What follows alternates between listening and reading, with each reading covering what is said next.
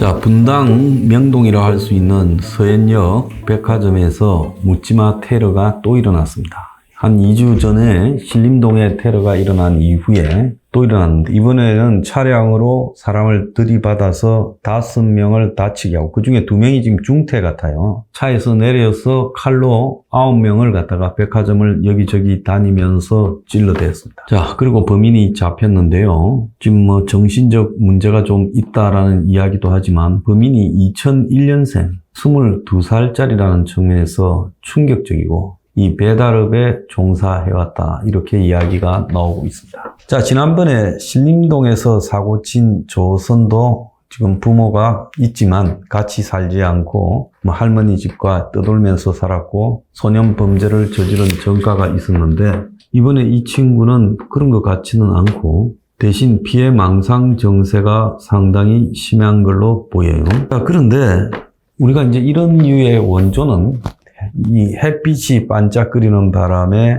그냥 총으로 아랍인을 쏴 죽였다라는 까미의 이방인에 나오는 메르소, 부조리 소설의 대명사라고 일컬어지는데, 그때 이제 메르소가 사형을 받고 뭐 할 말이 있느냐니까 아무것도 하기 싫고 다만 이 상황이 귀찮을 뿐이다라고만 말했어요. 그래서 당시에 이런 류의 살인이 어떻게 있을 수 있는가라는 거, 그리고 또 메르소라는 사람이 어머니의 죽음 앞에도 냉담하고 어떻게 보면 사이코패스처럼 보여지는 매우 이례적이었죠. 저런 류의 인물이 어떻게 존재할 수 있나. 고통에 둔감하고 부모님의 죽음에도 둔감하고, 자, 그러면서 이유 없이 살인을 했다. 자, 그런데 묻지마 테러가 또 발생했고 앞으로는 어떨 거냐. 지난번에도 제가 신림동 살인 사건이 일어났을 때 이런 류의 범죄가 일단 스타트가 끊기고 나면 여기저기서 폭죽처럼 터져 나올 것이다.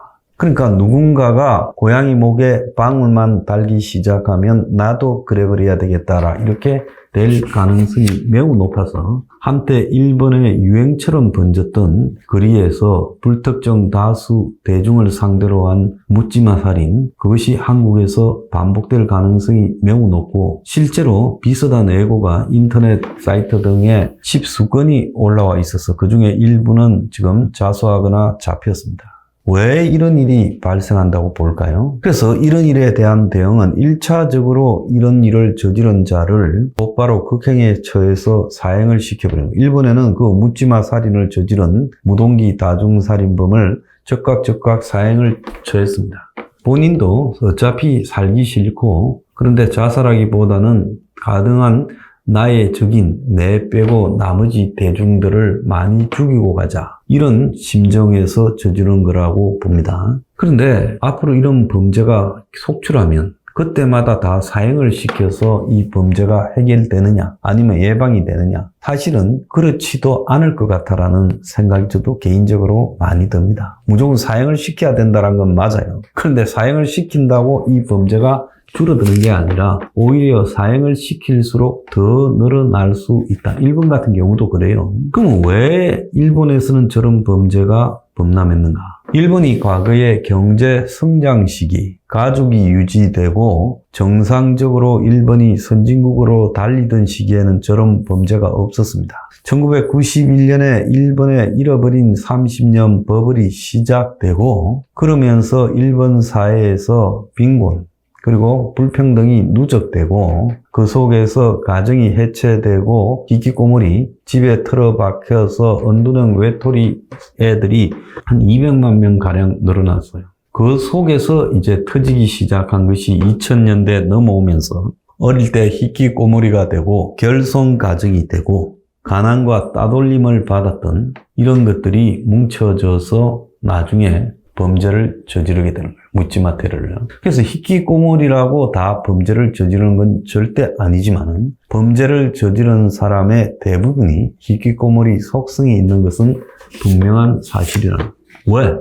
제정신으로는 그런 범죄를 저지를 수 없죠. 제정신이 아니라 자기만의 세계에 빠져서 생각과 생각을 거듭하죠. 내가 왜 이렇게 됐는가? 내 삶이 지옥처럼 괴롭고 내 주변은 나를 전부 따돌리고 조롱하고 내 빼고 나머지는 다 행복한 것 같고 나는 태어날 때부터 불평등하게 태어났다. 그래서 나는 행복이라는 건 없다. 세상 사는 게 고통이다. 이런저런 노동을 전전하면서 그냥 형편없는 수익을 하루 벌어 하루 먹고 살러 하는 것보다는 세상을 끝내고 싶다. 그러니까 주변에 어느 누구 하나 따뜻한 손길을 내밀어주는 사람이 없이 방치된 은둔형 외톨이들이 그 스트레스가 누적되고 누적돼요.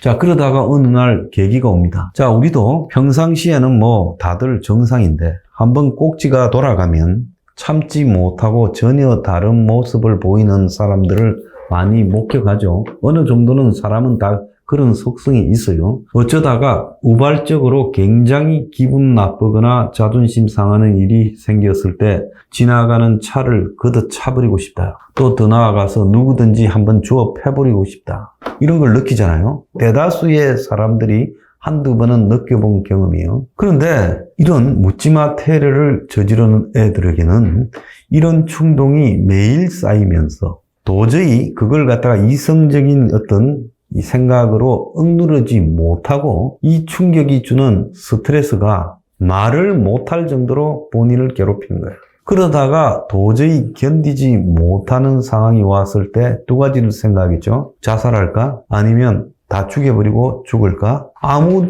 죄도 없는 타인을 죽이고 자기가 죽고 싶을까요? 그 사람의 심리 상태는 일찌감치 나 빼고 나머지는 다 적이다라는 양분법으로 세상을 바라보는 관점에 있다는 겁니다. 오래 축적되고 축적되면서 세상은 전부 나를 속이고 우습게 보고 깔보고 조롱하고 그래서 내가 약하고 그리고 좋지 않은 가정에 태어났다고 내 직업이 보잘것없다고 내 학력이 없다고 내가 좀 대중관계에 서툴다고 틈만 나면 나를 조롱하고 괴롭힌다.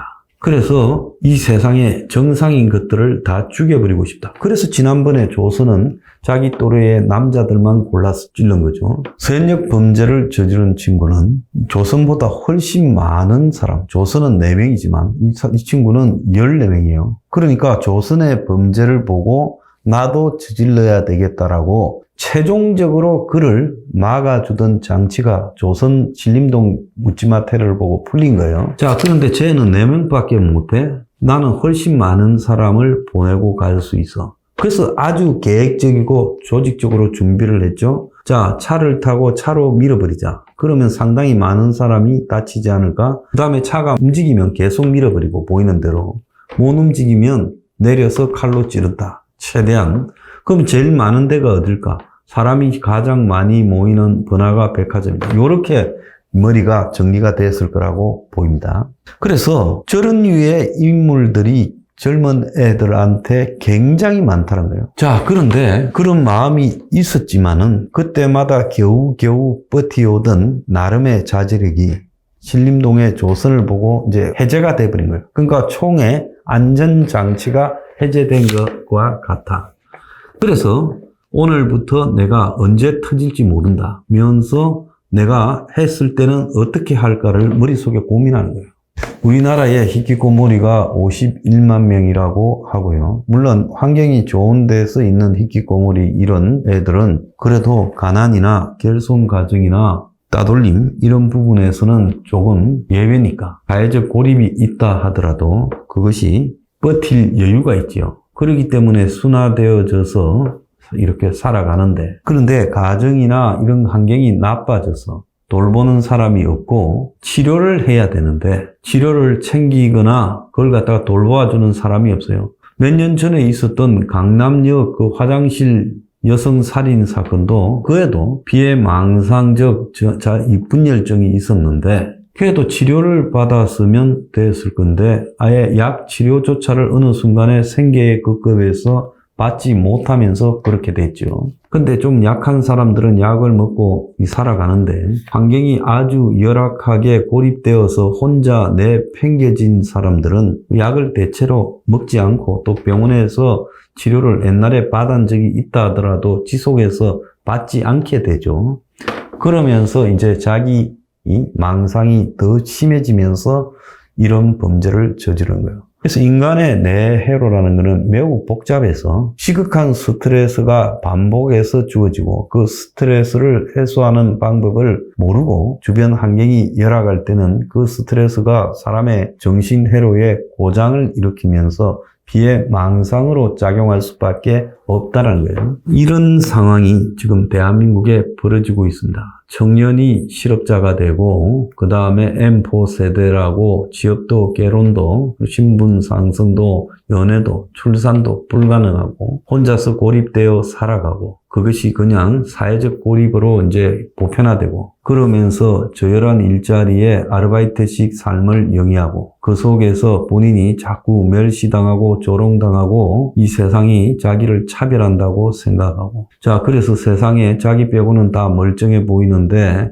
자기가 이렇게 된 것은 사회의 책임이고 타인들의 자기를 괴롭혀서 생긴 문제다라고 생각하고 자 그들을 끝내버리자라고 판단하게 된다는 겁니다. 그래서 이런 문제들을 단지 사형제라는 부분을 해서 사형을 시키는 것 저는 반대하지 않습니다. 사형제가 필요하겠지요. 흉악법은 영원히 제거하는 거예요. 그런데 사형을 시킨다고 이 범죄가 없어지는 것도 아니다. 사형을 시켜도 각오하고 그래 죽지하고 이런 범죄가 계속 생길 것이다. 그럼 어떻게 해야 되나? 국가와 사회 공동체가 이런 범죄를 저지를 수 있는 환경에 놓인 젊은이들을 상담하고 돕고 후원그룹을 만들고 이러면서 이들을 세상으로 끌어내려는 노력을 해야 되는데 한국에는 이렇게 완벽하게 고립되어서 비망상적이나 정신분열증적 단계에 가 있는 이들에 대해서 국가에서 어떤 것도 하고 있지 않아요.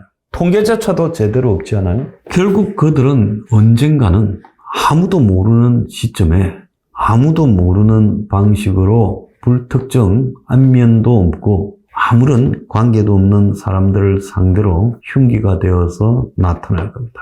이거 앞으로 어떻게 할 건지 정말 심각하게 우리 사회가 고민하고 이런 폭탄들의 내관을 해체해야 된다 생각합니다.